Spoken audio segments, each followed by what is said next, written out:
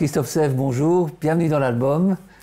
Monsieur Ordmans, bonjour, merci de votre invitation. Je suis ravi de vous accueillir parce que derrière chaque chef d'entreprise, il y a toujours une belle histoire et vous allez nous raconter la vôtre. C'est l'histoire d'une chocolaterie. Vous êtes chocolatier depuis un certain nombre d'années. Alors on va découvrir votre parcours, pas seulement le parcours professionnel, mais les passions, et j'ai remarqué que vous en aviez beaucoup, et puis aussi les prolongations à votre métier, je dirais géographique, puisqu'il y a un intérêt pour le commerce équitable, et c'est important aussi de nos jours d'en parler. Tout à fait. C'était d'ailleurs l'accroche qui m'a amené vers vous quand, au hasard d'une conversation, vous m'avez indiqué effectivement que vous travaillez sur ce domaine. Mais parlons d'abord de votre projet. Combien d'années, la chocolaterie? 25 ans. 25 ans, 1998, merci. Eh bien, dites donc. Alors, avec cette première photo? Eh bien là, c'est l'équipe de la chocolaterie actuelle. Il manque juste une stagiaire qui s'appelle Maïra, qui est ici pour un an. Elle est originaire du Pérou. Ok. Et un très bon élément. Alors, on a derrière moi, c'est Cyril, je dirais mon bras droit, mon collègue d'atelier. Juste devant moi avec des lunettes, c'est mon épouse. Elle, c'est la base de la chocolaterie. Comment dire, c'est elle qui me maintient. Et alors, à côté, Caro, une de mes collègues vendeuses, et Catherine, une collègue vendeuse également. Et ben, moi, vous m'avez reconnu avec ma barbe au milieu du jeu de quilles. Alors, comment est né ce projet? On est en 98, me dites-vous. Avant, qu'est-ce que vous faisiez et comment arrivez-vous au chocolat? Donc, il faut comme ça dire qu'en 98, je n'ai que 22 ans. Hein. Ah oui, vous êtes tout jeune. Je n'ai pas une grande expérience préalable, donc je me suis installé. Mais ce n'est pas une tradition de chocolat dans la famille, par exemple? Non. C'est vous, la vocation, elle vient chez vous? La vocation, moi, c'était un passe-temps, le chocolat simplement, que je faisais après journée. Mais vraiment après journée, comme vous iriez prendre des cours de couture ou que sais-je, hein, n'importe quoi. Et en faisant cette formation après journée, bon, en allant faire des stages chez différents chocolatiers, je me suis dit, bah, ça a l'air sympa, pourquoi pas. Et un chocolatier cessait ses activités. J'ai eu l'occasion de reprendre son matériel. On a trouvé un bâtiment dans le quartier d'Eung, près de chez mes parents. Et l'aventure a démarré. Ah oui, c'était quoi vos craintes à l'époque quand vous avez démarré? Est-ce qu'il y en avait? De ne pas être à la hauteur. Oui, on a toujours, comme tout le monde, comme quel que soit le projet. Évidemment, la plus grosse crainte, c'est de se planter, de ne pas... ce qui est un plaisir pour nous, donc des choses que nous, on aime, les goûts que nous aimons, est-ce qu'ils vont plaire aux autres? Ah oui, ah oui. Et ça, au début, c'est super compliqué. Maintenant, je sais ce que les gens pensent, vers quel goût je peux me diriger, mais initialement... C'est pas parce que moi je mange, je ne sais pas, moi, du jus de tomate, je bois du jus de tomate que tout le monde va boire du jus de tomate. Et alors du coup, on doit vraiment diriger nos envies comme par rapport à l'attente des gens. C'est tout l'art. Ne pas travailler pour soi, mais travailler pour les autres. Évidemment. C'est ça. Oui. En faisant ce qu'on aime quand même. En faisant évidemment ce qu'on aime, bien sûr. Le fait que ce soit Verviers, ville de chocolat par définition, oui. Est-ce que ça a eu une influence ou un poids, un challenge supplémentaire? Oui, c'est peut-être un challenge d'arriver à la hauteur des chocolatiers qui m'ont précédé dans Verviers, mais c'est vrai que le chocolat à Verviers, c'est le berceau du chocolat pour la Belgique, il faut comme le savoir. C'est ça. Donc ça, on l'oublie souvent, et c'est vrai que j'ai été bercé dedans, mes parents m'en parlaient régulièrement, historiquement, nous racontaient ces histoires-là, et finalement, bah oui, ça m'a poussé indirectement vers cette formation-là. Donc le fait d'être à Verviers... comment dire, on est ancré dans cette ville, enfin je suis ancré dans cette ville, et c'est très important justement de pouvoir continuer ce qui avait été démarré il y a un siècle de ça. Alors, votre métier, c'est un métier de création évidemment. Comment travaillez-vous justement par rapport à ça? Donc moi, comme j'avais déjà expliqué, j'aime créer des goûts. Je ne suis vraiment pas super doué pour ce qui est des créations, des sculptures, des choses comme ça. C'est ça, pas les formes, etc. Je suis comme un cuisinier, moi. Oui, d'accord. C'est ça ma force, en tout cas, ce que j'aime faire.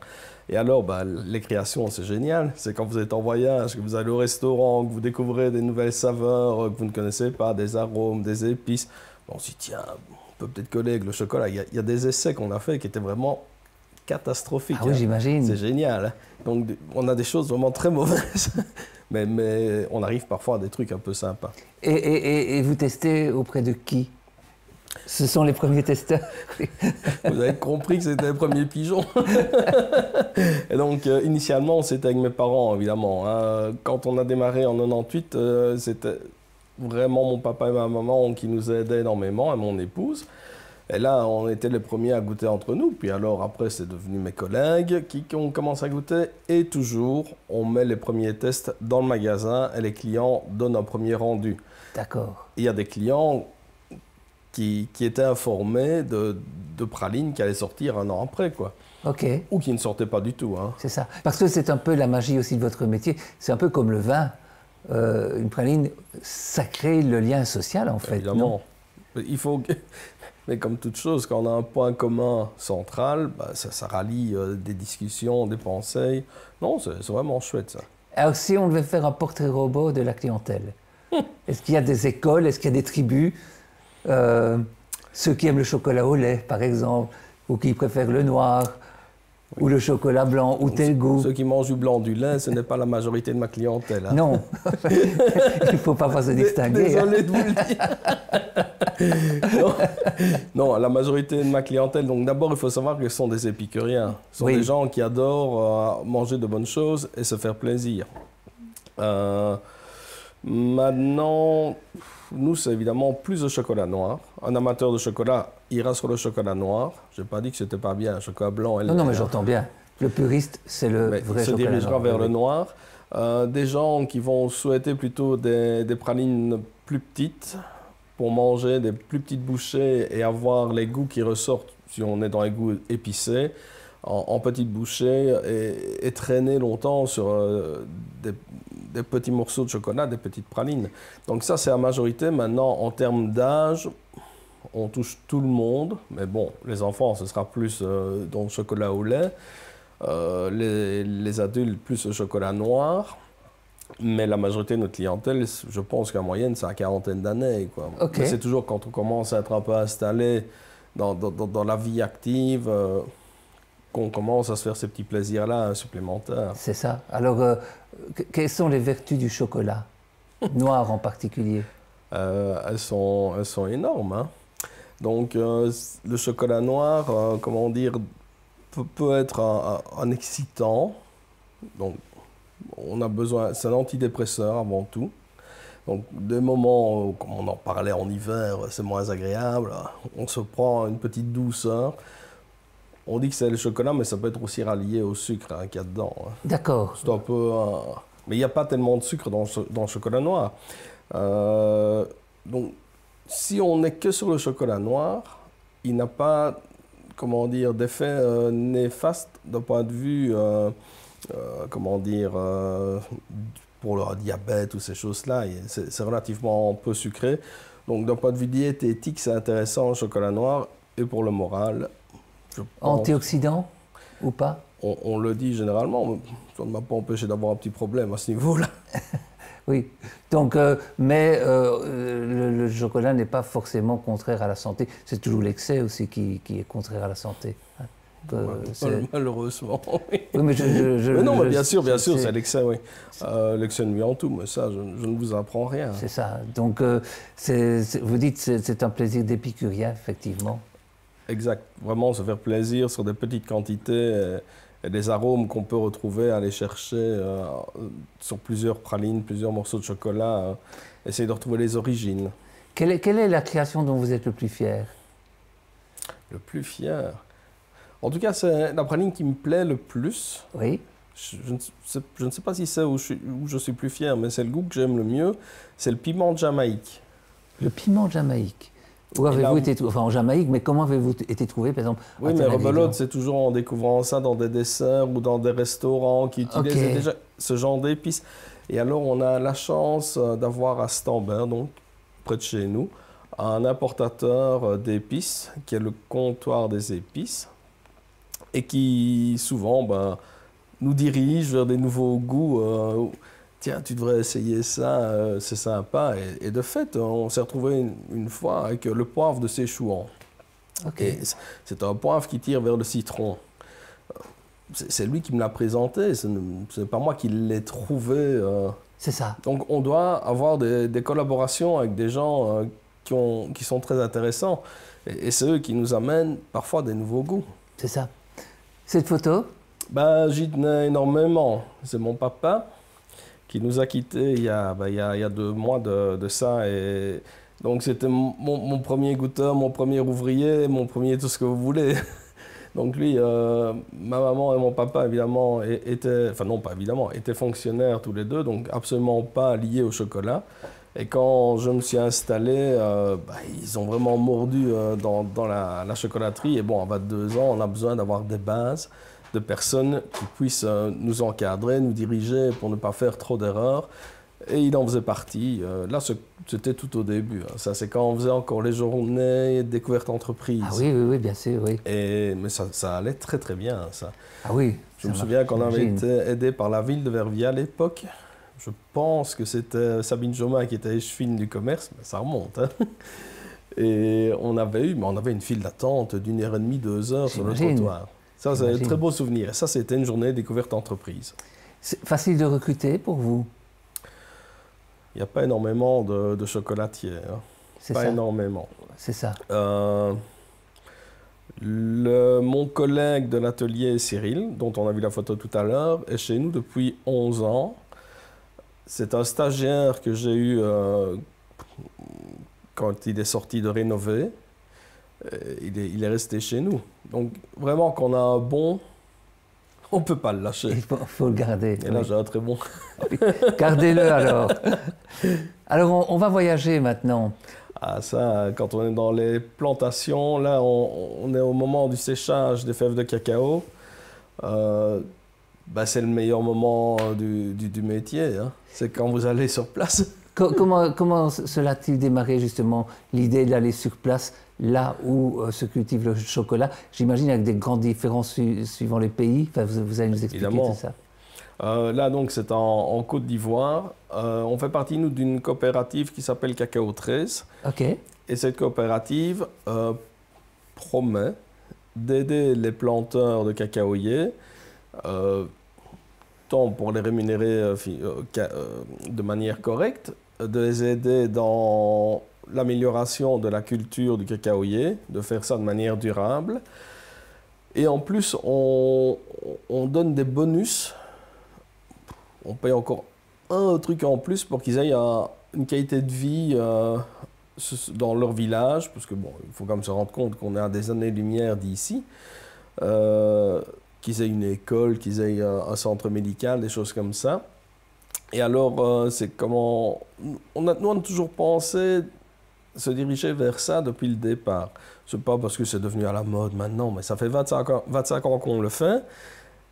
Et c'est juste... Allez, ça fait 5 ans qu'on en parle beaucoup de ces choses-là, et se voit qu'on a fini par en parler aussi, mais on le faisait naturellement. Et aller voir les gens qui produisent pour nous, et je crois que c'est comme la base, et qui voient, eux, ce qu'on fait avec leur production. C'est quand on descend là, on ça descend dans les deux sens, oui. C'est un win-win. Alors, si eux sont bien pour bosser, et nous, on reçoit un produit de top qualité, on est tous gagnants, quoi. Oui. Enfin, je ne peux même pas concevoir qu'on puisse penser autrement. C'est simple, en fait. Est-ce que le cacao, c'est comme le café, avec des appellations contrôlées, avec des origines suivant les pays, qui font beaucoup rêver, d'ailleurs? Ça fait beaucoup rêver, et je le remettrais même parfois plus comme le vin, avec des cépages. Ah oui, ok, d'accord. Hein? Quand vous avez un cépage Criollo, le cépage Trinitario, le Forestero, et suivant l'origine du pays, le sol...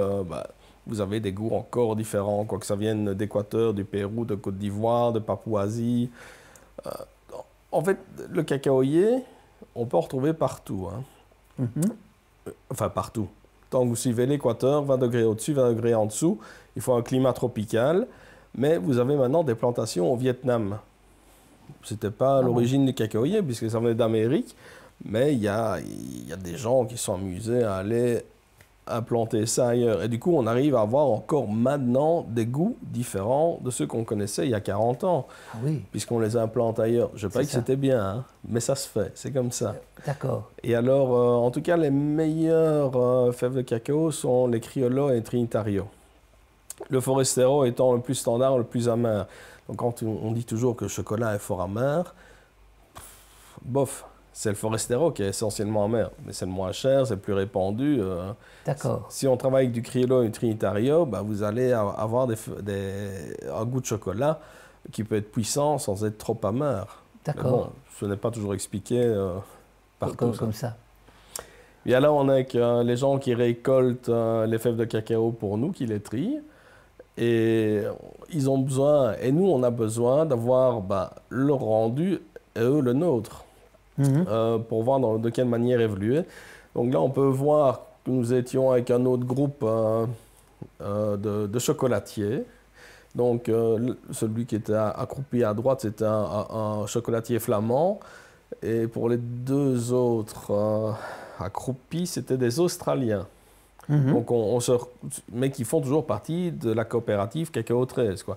Alors, au-delà de ça, donc, en plus de rencontrer les planteurs, nous, ça nous permet de rencontrer d'autres chocolatiers, d'avoir d'autres idées. On échange également sur des manières de fabriquer, de procéder. C'est génial. Et là, vous voyez, j'avais pris encore une fois mon collègue avec Cyril. C'est indispensable. Dès que je fais quelque chose lié au chocolat, on le fait ensemble, en fait. Pour partager les compétences et je crois que c'est devenu nouveaux plus un ami qu'un collègue. C'est bizarre. Oui, alors, pour vous dire à quel point nous sommes bien accueillis, on nous offre une tenue traditionnelle. Et on avait reçu également une peinture locale. Donc, vous imaginez, on devait se traque-baller dans l'avion avec un cadre d'1 mètre sur 1.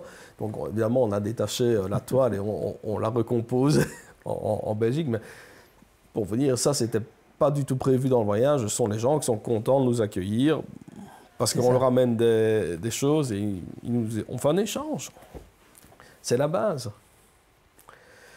Voilà, je vous disais qu'on avait des bonus d'argent. Donc, on payait encore chaque fois des petits suppléments. Ce qu'on amenait cette année, c'était 1,5 million d'euros. Donc, à titre de comparaison, quand ils construisent un centre médical en Afrique, dans un village en pleine brousse, il faut une centaine de mille. Ah oui. 1,5 million, on a de quoi voir venir déjà. Donc, je crois qu'on améliore vraiment leur niveau de vie. Je n'ai pas dit qu'on sauvait la planète, il ne faut pas confondre. Mais on fait en sorte de les respecter et qu'eux respectent le produit qu'ils travaillent. Nous, on récupère un super produit. Vous rétablissez une proportion dans les termes de l'échange. On est tous les deux demandeurs. Voilà, c'est ça. Donc, on doit pouvoir offrir à l'autre quelque chose d'équivalent. Vous travaillez seulement avec la Côte d'Ivoire ou avec d'autres pays? Ah non, c'est pas seulement la Côte d'Ivoire. Là, c'est un exemple. Voilà, c'était un voyage. Mais non, il y a Équateur, Pérou. Ça, je dirais que ce sont certainement peut-être les chocolats que je préfère. D'accord. L'Équateur, oui, ce sont des origines, mais ce sont les vraies origines du chocolat. C'est peut-être pour ça ça a un lien plus important, parce qu'on sait que l'origine du chocolat vient de là. Où le chocolat est-il cultivé?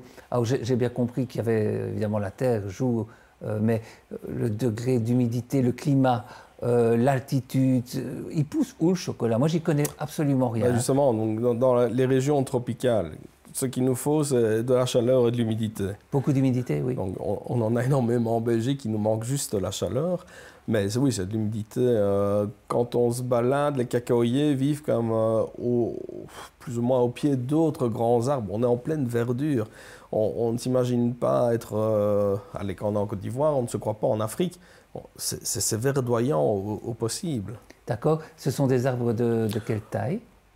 Quand vous avez, par rapport à nous, peut-être le point le plus haut de l'arbre fait peut-être 4 mètres. D'accord. Donc on récolte les cabosses à la main.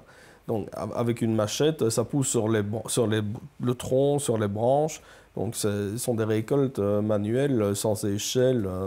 Et alors ce sont des forêts, des grands champs de cacaoyers ou ça se présente comment? Oui, ils poussent à l'ombre d'arbres plus grands? Oui, donc c'est plutôt dans des forêts malgré tout. C'est ça, d'accord. Mais bon, ça reste nous, la manière dont on travaille, ce sont des petites plantations quand même. Donc c'est peut-être des plantations d'1 hectare à la fois.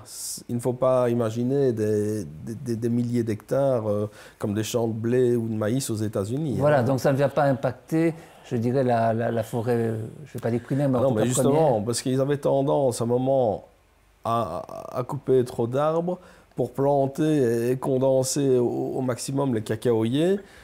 Ici, ben, en les rémunérant correctement, ben, on garde une plantation originelle pardon, du cacaoyer. C'est ça. Donc on ne part pas dans des délires comme ceux qu'on voit en Amazonie. Mais là, c'est pour le bétail. C'est tout ce qu'on veut éviter. C'est ça. C'est tout ce qu'on veut éviter. C'est ça.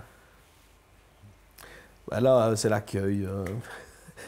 Je pense que le chocolat, pour nous, a une autre saveur en sachant comment les gens vivent et de vivre comme eux. C'est génial. Quand on est là-dedans, c'est incroyable. C'est presque des frissons.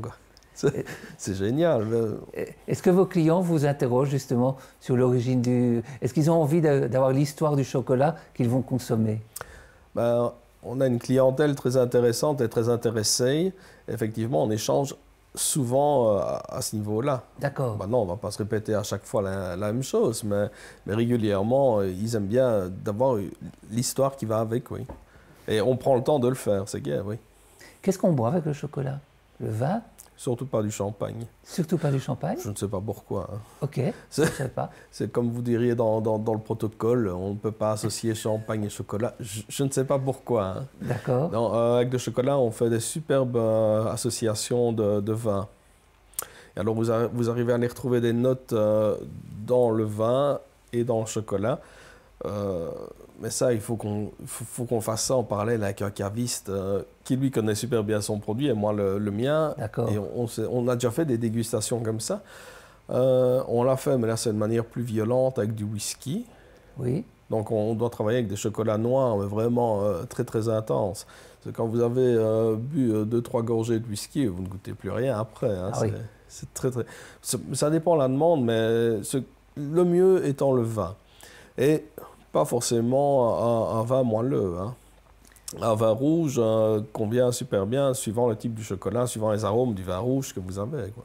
Si on ne boit pas d'alcool, on prend quoi alors? Oh, excusez-moi, je ne connais pas.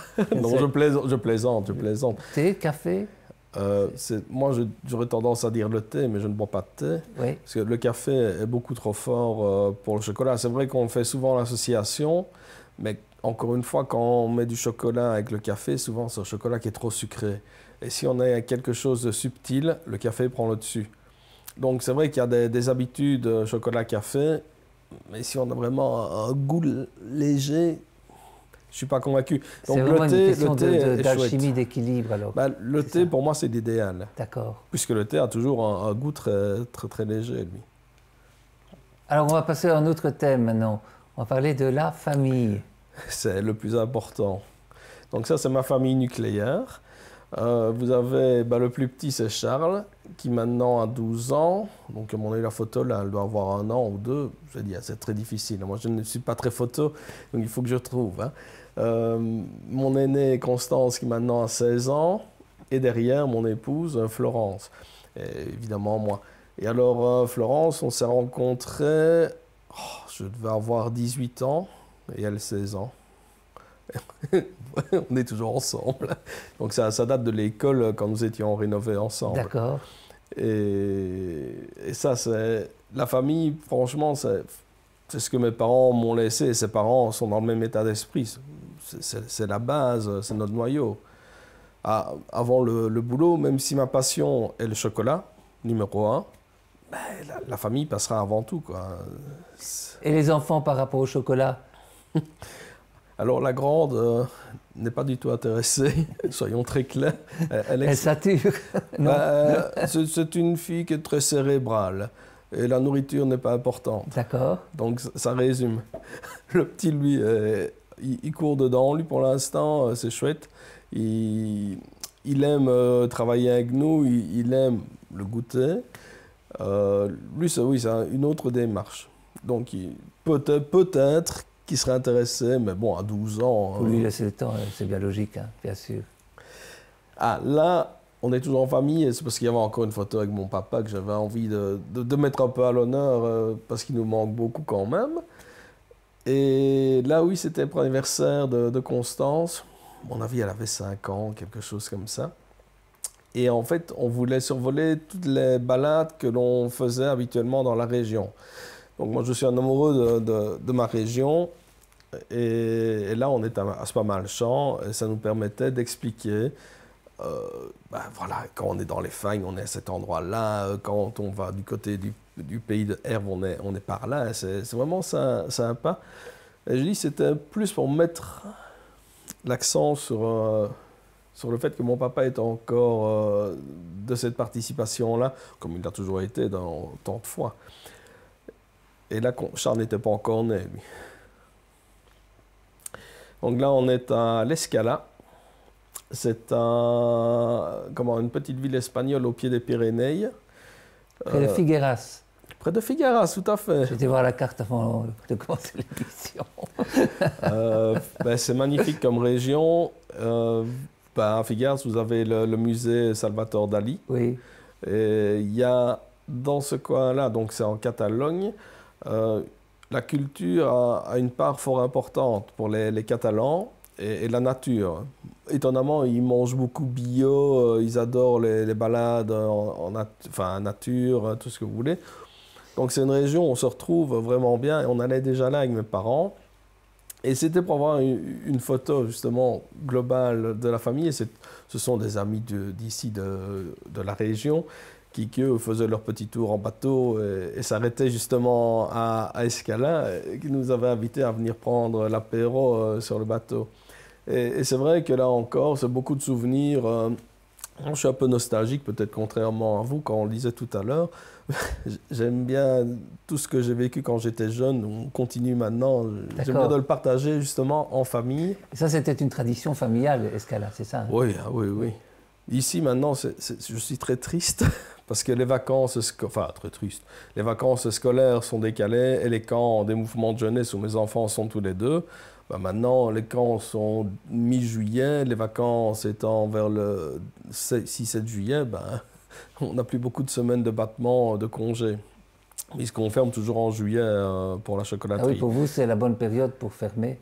Par contre, les périodes comme celle-ci, celle qu'on vient de traverser, pas question de prendre congé pour vous à ce moment-là. Donc oui, c'est le rush à la chocolaterie tout l'hiver. Hein. Même ici, on va déjà recommencer tout doucement vers Saint-Valentin, Pâques. On se remet à fond tout l'hiver, c'est la pleine saison, c'est très bien. Et alors c'est vrai que l'été, on aime partager comme ça, toujours en famille. Mais il faut que ce soit, qu'on ait des endroits à visiter qui soient un peu culturels, des villes un peu intéressantes, et surtout des bons petits restaurants. Alors là, vous êtes servi de ce côté-là. Pas de souci. Il y a pas, tout ce que vous recherchez, vous le trouverez là-bas, sans problème. On revient ici, vous le disiez, vous êtes très attaché à la région, c'est ça? J'adore. Oui. J'adore ma région, c'est vraiment bizarre. D'un côté, mon papa est originaire du plateau de Herve, donc j'adore le plateau. Ma maman est originaire d'Ardennes, de Vielsalm. J'adore l'Ardenne. Et nous, on habite à Verviers, au pied des Fagnes. Alors franchement, mis à part la mer, je ne sais pas ce qui me manque ici, moi. C'est fabuleux. Alors je prenais une photo des Caillebotis, parce que je me souviens quand on était jeune, c'était mon frère, lui, quand il était au Pionnier, ils étaient allés faire quelques kilomètres de caillebotis, construire des caillebotis. Donc on a l'impression comme de se rendre utile. Ce sont des balades qui sont fabuleuses et on préserve en même temps la Fagne tout en la partageant avec les promeneurs. Donc le caillebotis, je crois que c'est vraiment un truc super typique de notre région. Et ça me parle, à chaque fois qu'on arrive là, on est dépaysé, c'est génial, quoi. Vous êtes un promeneur? Oui, mais malheureusement, je ne fais plus que des courtes balades. D'accord. Donc, j'ai eu un AVC il y a 8 ans. Et quand j'ai marché 500 mètres, j'ai la jambe qui est assez vite, grillée. Je dois m'arrêter, puis on redémarre calmement. Donc, des balades sur les Caillebotis, c'est souvent pas des longs trajets. Mais ça vous permet quand même de profiter directement d'un paysage qui est quand même, c'est vrai, fabuleux. Hein? Ben oui, voilà la balade type qui est courte, c'est Berinzen. Donc là, on est au sommet de la tour de Berinzen, c'est toujours Charles et Constance. Et là, c'est justement un petit parcours, qu'on a à 2-3 km, et ça me permet de me poser régulièrement. Et on adore être là au-dessus. encore une fois, c'est des paysans à 10 minutes de chez nous, quoi. Et les enfants ont pris goût aussi à ce genre de balades. D'ailleurs, au mouvement de jeunesse, ils font régulièrement des balades, ils adorent, ils font de grandes distances. On va les déposer, je ne sais pas, à 20 km et ils reviennent sur la journée. Mais c'est vrai que c'est un grand plaisir, la région. La Gilette. Là, quand vous êtes en été sur l'ancien chemin au bord du lac, moi j'ai l'impression d'être au Canada. Hein. Enfin, c'est un truc quand il fait beau, attention. Oui. Non, mais c'est incroyable. Et mes enfants ont tous les deux appris à rouler en vélo à la Gilette. Encore une fois, ce sont des endroits, on est à 10 minutes de chez nous, et on est ailleurs, quoi.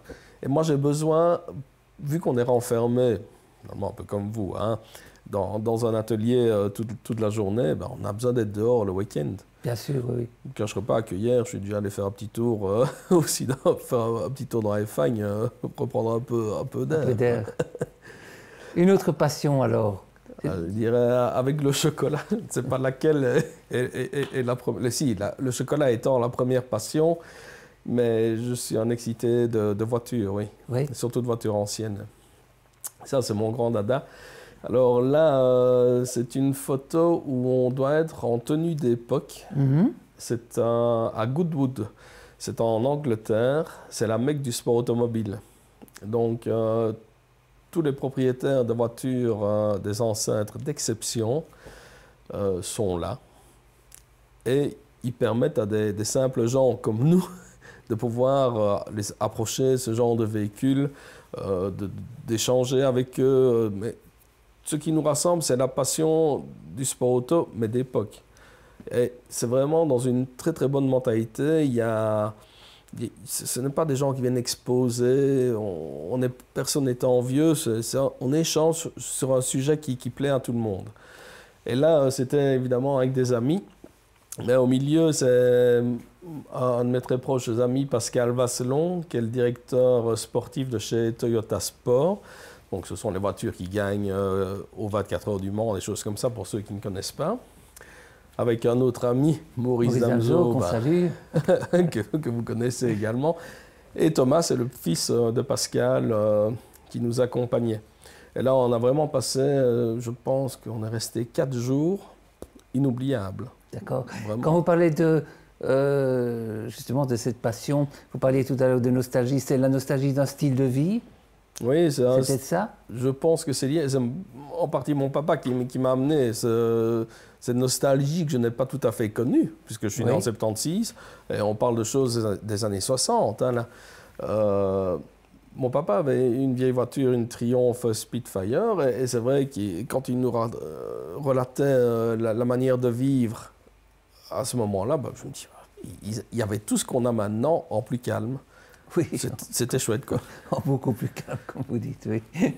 Ah oui, mais là, c'est toujours à Goodwood. Et voilà la manière de vivre sur ce site-là. Donc, vous êtes comme dans un aéroport de l'armée. Ça, c'est une Jeep, ça. C'est une Willys, oui. Mais tout le monde est habillé d'époque. Et ils nous transportaient à travers les différents avions d'époque. Là, on allait aller en hélicoptère, là. Okay. Survoler le site, c'est toutes des choses qui font partie de l'événement. Il y avait un show aérien avec des avions, des Spitfire justement. Vous avez toutes des vieilles voitures, comme une fête foraine d'époque. Tout est vraiment d'époque. On replonge dans un cadre que je n'ai pas connu, mais voilà, ça résume juste l'ambiance de cet événement-là. Pour moi, ça, c'est la plus belle voiture de tous les temps. Moi, c'est pas mon rêve. C'est une voiture que j'adore, c'est la Jaguar Type D. Mais là, on voit, c'est un gamin qui est dedans, on le pousse, c'est une voiture qui est inestimable, et tout le monde peut la toucher, peut parler, échanger. C'est ça que je voulais montrer, c'est une ambiance. Et, bon enfant, oui, de passionné. Et là, c'est un peu paradoxal. Je suis aussi, touché par l'écologie, tout ce qui s'ensuit. Mais ces vieilles voitures-là, on les fait tellement peu rouler que je me dis que ça ne pollue pas. J'adore tellement ça. Mais c'est vrai que je suis pris entre deux choses. Ah oui. Oui. La préservation de la planète Mais quand même le goût pour ces belles voitures. Je me dis que ces voitures-là, je dis, le fait qu'on ne les utilise pas beaucoup ne doivent pas déranger énormément. J'essaie de me faire une raison. C'est ce qu'on appelle un accommodement. C'est ça, je m'en accommode. Vous avez pris un livre, justement, c'est l'occasion, puisqu'on va le relire avec ce thème. Le livre que vous prendrez sur l'île désert, c'est chouette, c'est un livre qui valorise à nouveau la région. Je n'en ai pris qu'un, il y en a 3. Oui, hein. Oui, d'accord. Vous savez bien. Hein. Oui. C'était trop lourd à transporter. Ça, c'est une chance. Francorchamps, je ne sais pas si les gens se rendent compte, même si on n'est pas passionné d'automobile, l'image de ce circuit à travers le monde. Quoi. Je vais aller en vacances, vous venez d'où? De Verviers. Ah, c'est où? Près de Francorchamps. Ça parle à tout le monde. Bien sûr, je ne sais pas si les gens aiment bien, mais ça parle à tout le monde. Alors, il y a toujours des événements. Moi, je ne suis pas un accro des Formule 1 et ces choses-là, mais il y a des événements, justement, comme Goodwood. En lien à ça. Ah, oui, ça, hein. oui. Ah, oui. Quand vous allez au Six Hours fin septembre, début octobre, c'est plus ou moins le même genre d'événement. Vous avez l'impression d'être dans les années 60, 50. Et toujours avec une clientèle, enfin des gens qui aiment le sport auto, quoi. Et vous allez parler avec des Anglais que vous ne connaissez pas, des Allemands. C'est de l'ambiance bon enfant, quoi. En fait, c'est le côté social, je crois que j'aime bien aussi. C'est ça. Dernier thème, dernière passion. Ah, le Lions. C'est parce que, bon, vous connaissez très bien aussi d'ailleurs. Dans la famille, on a toujours été proche de tout le milieu associatif.